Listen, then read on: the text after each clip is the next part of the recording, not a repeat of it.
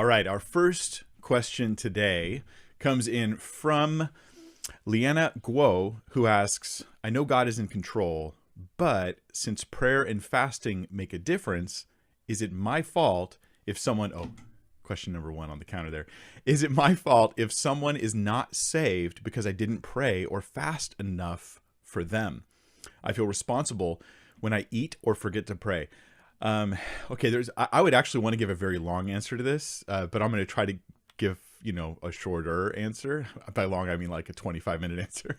but let me say this. Prayer does do something. Okay, here's principles. I'm going to offer like, say, 5 things about this that I think are important. Before we go to your guys' questions, I'm Mike Winger, by the way, trying to help you learn how to think biblically about everything because it will bless your life in every conceivable way and give you God's truth for your life. And so that's the goal. That's the agenda here. And that means we're going to go to scripture to find the answers to our questions. So does prayer do something? Well, scripture makes that abundantly clear. Prayer obviously does something. However, here's my second point on this. Some say that prayer ultimately changes nothing, specifically in regard to salvation. That is, you praying or not praying is not going to be the thing or be one of the things that makes somebody end up being saved or not.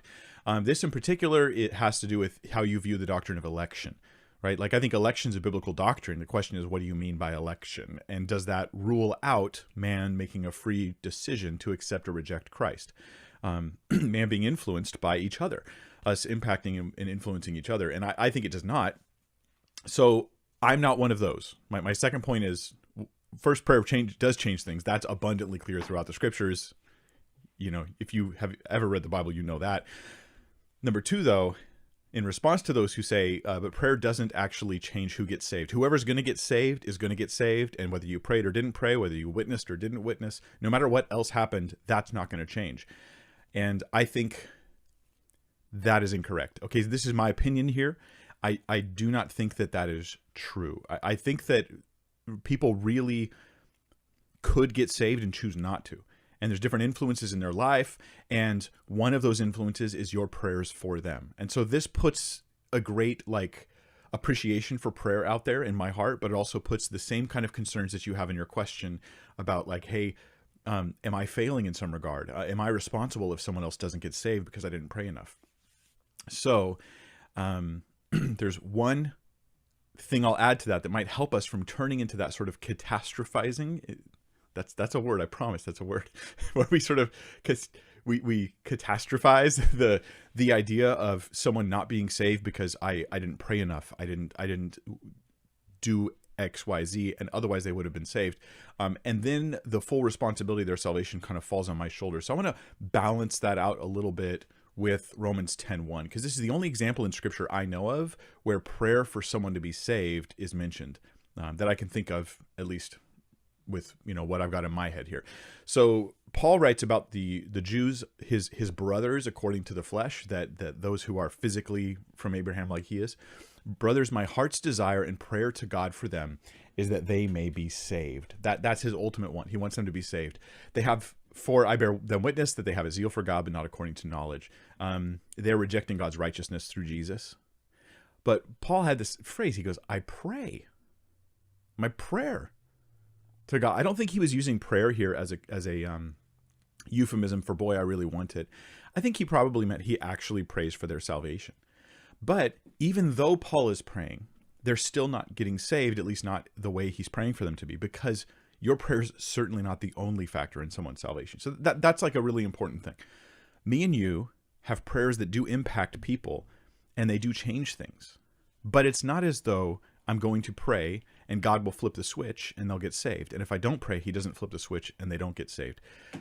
Rather, there's a million things that are going on in the person's life. One of them could be the prayers I'm offering.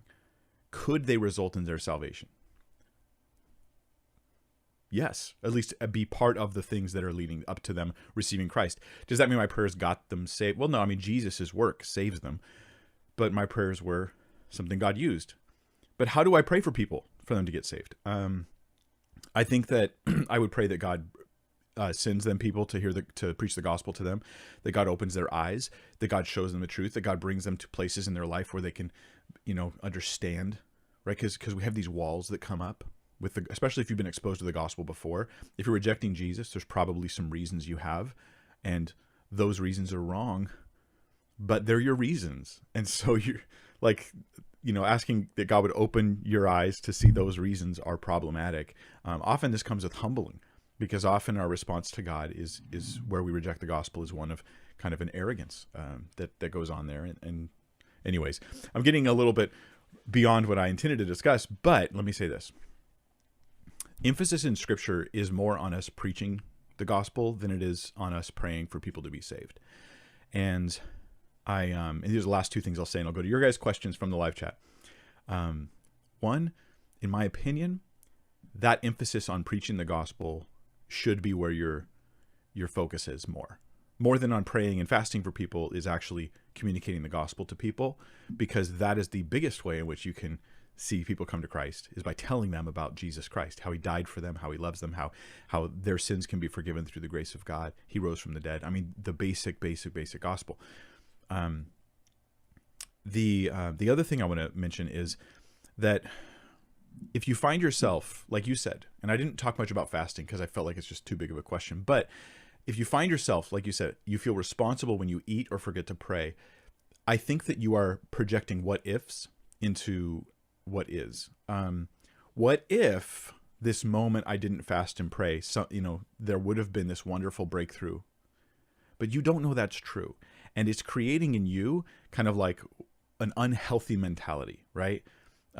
There are those who are paranoid, right? Well, there are those who are spiritually paranoid. And this is not an insult to you at all, because this is just a struggle you'll have to deal with. It's not meant to be an attack on your character if you feel this way.